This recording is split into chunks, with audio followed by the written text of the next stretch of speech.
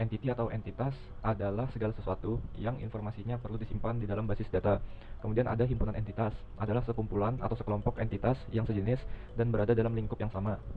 Kemudian ada contoh himpunan entitas. Jadi pertama-tama itu atribut entitasnya adalah NIP, nama pegawai, departemen, gender, dan alamat. Kemudian sudah isi dari atribut entitas itu adalah entitas-entitasnya. Kemudian ada atribut. Atribut merupakan keterangan-keterangan yang terkait pada sebuah entitas yang perlu disimpan sebagai basis data. Atribut dari pegawai itu adalah NIP, nama departemen. Kemudian ada relasi dan himpunan relasi. Relasi adalah hubungan yang terjadi antara satu atau lebih entitas atau hubungan di antara sejumlah entitas yang berasal dari himpunan entitas yang berbeda. Himpunan relasi adalah kumpulan relasi yang sejenis atau kumpulan semua relasi di antara entitas-entitas yang terdapat pada himpunan entitas. Ini adalah contoh dari relasi antara himpunan entitas pegawai dan himpunan entitas departemen. Kemudian variasi dari relasi. Pertama ada one to one. Itu one to one artinya entitas pada himpunan satu hanya bisa terhubung paling banyak satu entitas pada himpunan entitas dua. Berarti entitas A cuma bisa terhubung ke entitas A, tidak bisa ke yang lain. Cuma boleh satu aja. Kemudian ada one to many. Itu himpunan entitas satu, entitas A-nya itu bisa terhubung ke lebih dari satu entitas di himpunan entitas dua. Kemudian many to one, himpunan entitas satu, entitasnya itu cuma bisa terhubung ke satu entitas di himpunan entitas dua, tetapi himpunan entitas dua, entitasnya itu bisa terhubung lebih dari satu entitas di himpunan entitas satu. Kemudian ada many to many. Many to many ini entitas di himpunan entitas satunya bisa terhubung ke lebih dari satu entitas di himpunan entitas dua, sebaliknya juga begitu. Ini adalah diagram entitas relationship untuk relasi one to one. Ini diagram entitas relationship untuk relasi one to many. Kemudian ini diagram entitas relationship untuk relasi many to many. Kemudian ada tahapan pembuatan diagram entitas relationship. Diagram entitas relationship dibuat secara bertahap. Ada dua kelompok pentahapan yang biasa ditempuh di dalam pembuatan diagram entitas relationship. Yang pertama itu tahap pembuatan diagram entitas relationship awal. Kedua, tahap optimasi diagram entitas relationship.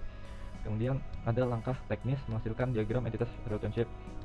Pertama itu mengidentifikasi dan menetapkan seluruh himpunan entitas yang terlibat. Jadi himpunan entitas yang terlibat itu tunjang. Contohnya ini tunjangan, pegawai, dan departemen. Kemudian menentukan atribut-atribut key dari masing-masing himpunan entitas. Jadi atribut key-nya dari tunjangan itu kode tunjangan, dari pegawai NIP, dari departemen itu kode departemen. Kemudian ada mengidentifikasi dan menetapkan seluruh himpunan relasi di antara himpunan entitas yang ada beserta virgin key-nya. Jadi relasi dari tunjangan dan pegawai itu adalah gaji, kemudian virgin key-nya tunjangan dan NIP. Kemudian relasi dari pegawai dan departemen itu tempat kerja, virgin key-nya NIP dan kode departemen. Kemudian melengkapi himpunan entitas dan himpunan relasi dengan atribut deskriptif. Jadi contohnya itu seperti potongan, total tunjangan, total gaji, nama, alamat, ruang, dan nama departemen. Kemudian ini diagram entitas relationship dengan kamus data. Jadi atribut-atributnya itu dijadikan kamus data, pakai kurung awal dan unik atributnya itu dikasih garis bawah. Kemudian ada diagram entitas relationship dengan derajat relasi minimum. Jadi penjelasannya ini ada tunjangan itu bisa masuk gaji atau bisa tidak sama sekali. Jadi namanya itu nol. Habis itu ada pegawai bisa mendapatkan gaji dan tidak boleh ada pegawai yang tidak mendapatkan gaji. Jadi harus ada yang pegawai itu harus ada gajinya. Jadi namanya itu satu. Kemudian setiap tempat kerja bisa ditempati oleh banyak pegawai dan ada tempat kerja yang mungkin belum ada pegawainya. Jadi namanya itu nol. Kemudian setiap tempat kerja itu harus ada departemennya. Jadi namanya satu. Kemudian varian relasi itu merupakan relasi yang terjadi pada himpunan entitas yang sama. Jadi contohnya itu ada pegawai senior dan pegawai baru. Pegawai baru ini cuma didampingi oleh satu pegawai senior, tetapi pegawai senior ini bisa mendampingi banyak pegawai junior. Kemudian ada relasi multi entitas. Relasi multi entitas itu merupakan relasi dari tiga himpunan. Dari tiga himpunan itu pegawai, tunjangan, dan departemen membentuk relasi gaji. Relasi ganda itu dua himpunan entitas membuat dua relasi. Contohnya itu himpunan pegawai, himpunan departemen membuat relasi tempat kerja dan relasi histori tempat kerja. Penerapan spesialisasi dan generalisasi. Spesialisasi terhadap sebuah himpunan entitas akan menghasilkan sejumlah himpunan entitas baru. Satu himpunan entitas kuat atau bebas yang akan menjadi acuan bagi himpunan entitas lainnya dan isinya merupakan sub-entitas. Generalisasi dilakukan dengan mengabaikan perbedaan beberapa himpunan entitas yang memang memiliki banyak kesamaan. Emang berlawanan dengan spesialisasi, pada tahap implementasi generalisasi justru akan menyusutkan jumlah himpunan entitas menjadi hanya sebuah tabel saja. Untuk tetap mengakomodasikannya, membedakannya, maka itu di tabel tersebut ditambahkannya sebuah atribut yang nantinya akan diisi dengan kode khusus yang menyatakan perbedaan tersebut. Nah, ini adalah contoh dari spesialisasi dan generalisasi. Spesialisasi dan generalisasi merupakan dua proses yang berlawanan. Di sini, spesialisasi digambarkan sebagai top down atau yang tanda panah ke bawah, dan generalisasi merupakan button up yang dilambangkan oleh panah ke atas. Kemudian yang kedua, yang ditekankan dalam spesialisasi adalah perbedaan antar entitas, sedangkan dalam generalisasi yang ditekankan adalah persamaan. Maksudnya, spesialisasi gini, spesialisasi adalah pegawai yang dipecah menjadi dua, yaitu pegawai tetap atau pegawai non tetap. Kemudian untuk generalisasi adalah ditekankan persamaan, misalnya gini, pegawai tetap dan pegawai non tetap kemudian dijadikan satu dan menjadi seorang pegawai. Kemudian yang ketiga, adanya spesialisasi dan generalisasi yang diwujudkan dalam notasi relasi yang khusus yang disebut relasi ISA dalam kurung yang berasal dari is A. Kemudian yang kedua adalah agregasi, merupakan terbentuk tidak hanya dari entitas tapi juga mengandung unsur relasi lain. Hal ini dapat diakomodasi dengan agregasi. Contoh, relasi antar himpunan entitas, pegawai, dan departemen dalam perusahaan. Ada beberapa departemen yang membutuhkan kegiatan misalnya pemasaran, berarti akan ada divisi pemasaran. Nah, ini adalah contoh dari agregasi tersebut. Bisa dilihat ada pegawai yang bertugas di bagian departemen. Kemudian di bawah itu ada divisi. Divisi itu adalah sub dari departemen tersebut. Kemudian dari divisi itu ada kode divisi. Kemudian dari divisi ada kegiatan yang merupakan adalah pemasaran. Di pemasaran ini ada kode lapangan, itu orang yang sering turun ke lapangan, dan nama pegawai dan nama pegawai atau orang yang turun ke lapangan tersebut.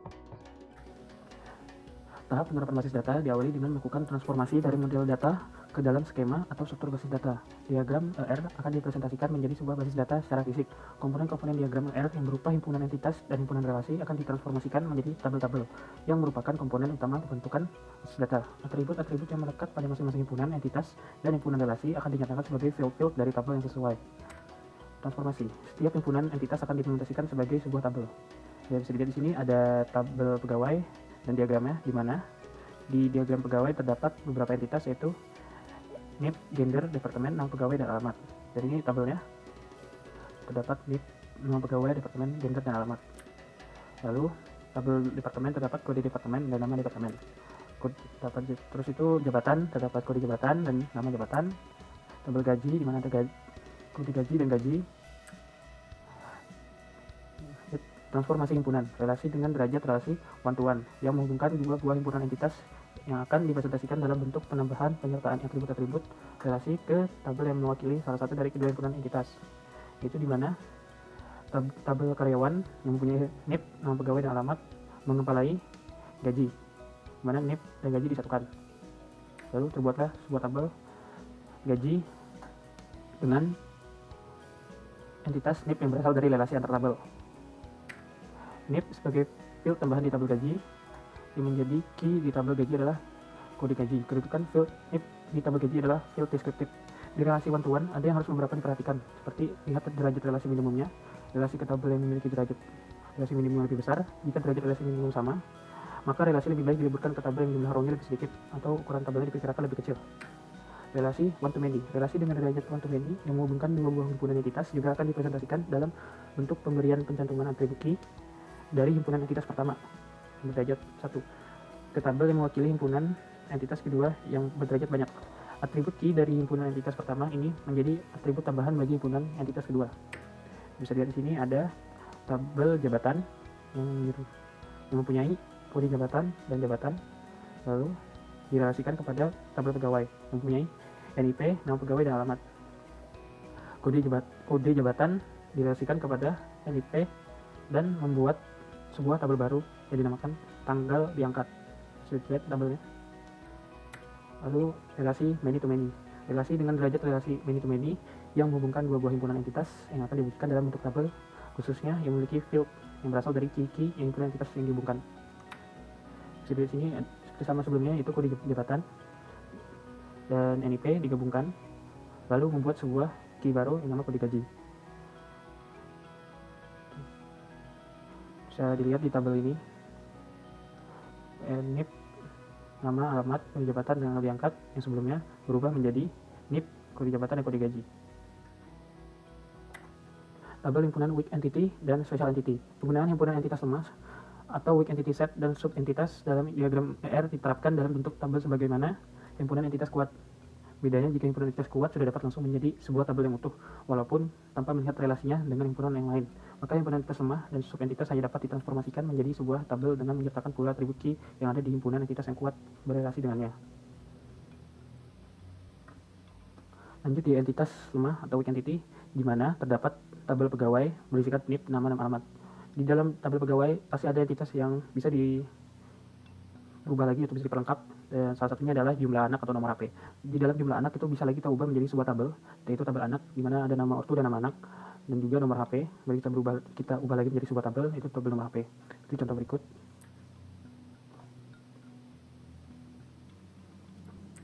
Itu ada NIM, nama pegawai dengan alamat, terus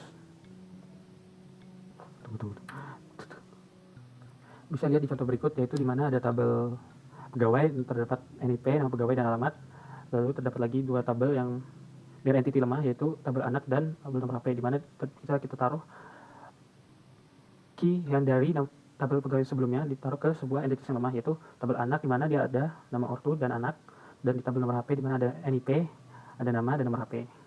Mana sini lanjut lagi pada tabel pegawai, ada NIP, ada nama dan alamat. Di setiap pegawai pasti ada departemennya dan ada divisinya masing-masing. Nah, maksudnya entitas spesialis di sini itu membedakan sebuah entitas di mana ada divisi 2 dan divisi 1 yang masing-masing tabel itu unik atau berbeda gitu. Di mana divisi 1 ada nama kantor dan subdivisi, dan di divisi 2 ada alamat kantor dan absen. Bisa dilihat contohnya. Di tabel divisi 1 terdapat nama kantor dan subdivisi, sedangkan di divisi 2 tidak ada di subdivisi. Dan di divisi 2 ada absen dan alamat, dan itu disebutkan oleh NIP dari tabel pegawai. Oke, lanjut. Penerapan relasi tunggal atau unary relation dari himpunan entitas yang sama dalam diagram R tergantung pada derajat relasinya. Untuk relasi tunggal dengan derajat relasi one to many dapat diimplementasikan melalui penggunaan field key sebanyak 2 kali, tapi untuk fungsi yang berbeda. Untuk derajatnya many to many akan diterapkan melalui pembentukan tabel baru ini merepresentasikan relasi tersebut. Tabel baru ini mendapatkan field dari semua atribut relasi jika ada yang ditambahkan dengan atribut key dari himpunan entitasnya. Penerapan relasi multi entitas. Relasi multi entitas yang menghubungkan lebih dari 2 himpunan entitas, many himpunan entitas di mana banyaknya lebih dari 2, akan diterapkan sebagai sebuah tabel khusus. Tentu saja setiap himpunan entitas yang terlibat dalam relasi juga akan dipresentasikan dalam tabel-tabel terpisah. Jika pada relasi yang menghubungkan banyaknya buah himpunan entitas, dapat dipastikan bahwa derajat relasi parsial diantaranya many to one buah himpunan entitas dengan suatu himpunan entitas, misalnya X adalah one to many, maka relasi tadi tidak perlu diwujudkan secara sebuah tabel khusus dan atribut-atribut cukup dilekatkan pada himpunan entitas X tersebut. Penerapan relasi ganda, tidak ada yang istimewa dalam mengimplementasikan relasi ganda di antara 2 himpunan entitas. Implementasinya ditinjau pada masing-masing relasi tanpa terikat satu sama lain berdasarkan derajat relasi di masing-masing relasi tersebut. Ada banyak bahasa query terapan yang digunakan oleh berbagai database management system. Salah satunya yang paling populer adalah SQL. SQL adalah bahasa query terapan yang paling banyak digunakan oleh DBMS dan diterapkan juga dalam berbagai development tools dan program aplikasi ketika berinteraksi dengan basis data. Bahasa ini dibangun dengan dasar aljabar relasional dan sedikit kalkulus relasional. Sebuah ekspresi SQL dasar sebenarnya hanya terdiri dari 3 klausa, yaitu select, from, dan where. Klausa select digunakan untuk menetapkan daftar, atribut, atau field yang diinginkan sebagai hasil query. Klausa ini mengacu pada operasi proyeksi dalam bahasa query formal. Klausa from digunakan untuk menetapkan relasi atau tabel atau gabungan tabel yang akan ditelusuri selama query data dilakukan. Klausa where yang sifatnya opsional digunakan sebagai predikat atau kriteria yang harus dipenuhi dalam memperoleh hasil query. Klausa ini mengacu pada operasi seleksi dalam bahasa query formal. Sintaks atau format penulisan dari ekspresi SQL dasar dengan 3 klausa tersebut adalah ini, yang dimana A adalah atribut, T adalah tabel, dan P adalah predikat query, serta yang di dalam kurung siku merupakan opsional, yang artinya boleh dimasukkan atau tidak. Yang pertama, klausa select. Klausa ini berasosiasi dengan operasi proyeksi dalam bahasa query formal. Sebagai contoh, jika ingin menampilkan NIP dan nama pegawai dari tabel pegawai, maka dapat menggunakan ekspresi SQL berikut. Jika hanya ingin menampilkan nama pegawai saja, maka menggunakan perintah SQL berikut. Jika ingin melakukan query terhadap seluruh atribut dalam tabel, maka dapat menggunakan simbol bintang dalam clause select. Berikutnya clause where. Clause ini berguna untuk menetapkan predikat atau kriteria yang harus dipenuhi dalam memperoleh hasil query yang berasosiasi dengan operasi seleksi dalam bahasa query formal. Misalnya, jika ingin menampilkan seluruh atribut dari tabel pegawai dengan NIP sama dengan 10002, maka ini perintah SQL-nya.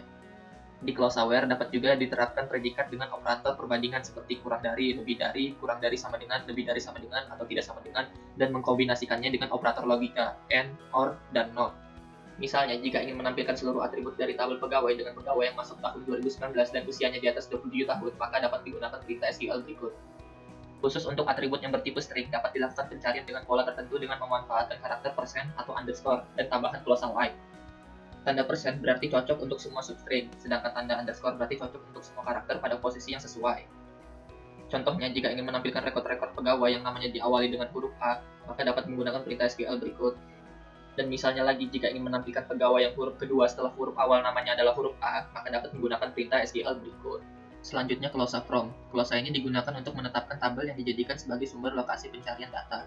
Basis data terdiri atas sejumlah tabel yang saling berhubungan, sehingga akan seringkali ada kebutuhan untuk melakukan query tidak hanya dari satu tabel, tapi dengan merelasikan beberapa tabel sekaligus. Hal ini dilakukan karena atribut-atribut yang diharapkan sebagai hasil query tidak hanya tersedia di sebuah tabel, tapi berada di sejumlah tabel. Misalnya, jika ingin menampilkan data departemen pemasaran serta nama pegawai yang berada di departemen tersebut, maka tidak akan didapatkan hanya melalui query terhadap tabel departemen pemasaran saja, karena data seperti nama pegawai tidak tersimpan di tabel pemasaran tetapi berada di tabel pegawai. Berikut perintah SQL-nya. Juga dapat menggunakan nama alias pada tabel-tabel untuk menyederhanakan penulisan. Contohnya seperti perintah di bawah berikut. Jika hanya ingin menampilkan atribut-atribut tertentu, maka dapat menspesifikasikan atribut tersebut dalam clause select. Selanjutnya, pengurutan hasil query. Secara standar, pengurutan hasil query ditampilkan berdasarkan kronologis penyimpanannya, atau sesuai dengan indeks primernya jika tabelnya memiliki indeks primer. Jika ingin menampilkan hasil query dengan urutan berdasarkan atribut tertentu yang diinginkan, maka dapat ditambahkan clause order by. Contohnya, jika ingin menampilkan rekod-rekod pegawai berdasarkan urutan namanya, ekspresi SQL-nya adalah berikut. Untuk urutan menurun dari terbesar hingga terkecil, dapat disertakan clause dash pada clause order by. Contoh ekspresi SQL-nya adalah berikut. Selanjutnya, fungsi agregasi. Di samping menampilkan nilai-nilai atribut yang ada di dalam tabel, sering pula ada kebutuhan untuk menampilkan data-data agregasi, seperti banyaknya record, total nilai suatu atribut, rata-rata nilai atribut terbesar, ataupun nilai atribut terkecil. Data agregasi semacam itu dapat diperoleh dengan menggunakan fungsi-fungsi yang juga ditemukan padanannya dalam bahasa query formal berikut. Count untuk mendapatkan nilai banyaknya record hasil query, sum untuk mendapatkan nilai total suatu atribut numerik hasil query, average untuk mendapatkan nilai rata-rata suatu atribut numerik hasil query, max untuk mendapatkan nilai terbesar dari suatu atribut hasil query, min untuk mendapatkan nilai terkecil dari suatu atribut hasil query. Berikut contoh penggunaan fungsi agregasi. 1. Jika ingin menampilkan banyaknya rekor pegawai, gunakan perintah SQL berikut. 2. Jika ingin menampilkan total gaji untuk para pegawai, gunakan perintah SQL berikut. 3. Jika ingin menampilkan rata-rata usia para pegawai, gunakan perintah SQL berikut. 4. Jika ingin menampilkan usia pegawai paling tua, gunakan perintah SQL berikut. 5. Jika ingin menampilkan usia pegawai paling muda, gunakan perintah SQL berikut. Fungsi agregasi dapat pula dikombinasikan dengan clause group by, yang menyatakan adanya pengelompokan rekod-rekod hasil query. Berikut ekspresi SQL untuk menampilkan banyaknya rekod dan total gaji untuk pegawai yang dikelompokkan berdasarkan usia mereka. Penggunaan clause order by di atas hanya bertujuan untuk hasil query-nya diurutkan berdasarkan nilai atribut usianya. Dengan tabel isi pegawai seperti berikut, maka query sebelumnya akan menghasilkan tampilan berikut. Yaitu saja dari materi ke-14. Materi selanjutnya akan disampaikan oleh pemateri berikutnya. Di sini saya akan menjelaskan sintak-sintak query bahasa terapan. Yang pertama, penambahan record, yaitu menggunakan insert into, nama tabel, atribut, value, dan nilai atribut. Contoh, insert into pegawai, NIP, nama, alamat, tanggal lahir, value 19/12/03, Bambang, Jalan Juanda, Samarinda, 02/04/1998. Selanjutnya, pengubahan record, yaitu menggunakan sintak update, nama tabel, set, assessment, where primary key. Contoh sintak update pegawai, set, nama sama dengan Udin, where NIP 19/12/03. Selanjutnya, penghapusan record, menggunakan sintak delete from nama tabel, where primary key. Contoh sintak delete from pegawai where NIP 19/12/03. Selanjutnya, sintak membuat tabel, yaitu create tabel pegawai, NIP, tipe char 6, nama, tipe varchar 30, alamat, tipe varchar 60, tanggal lahir, tipe date.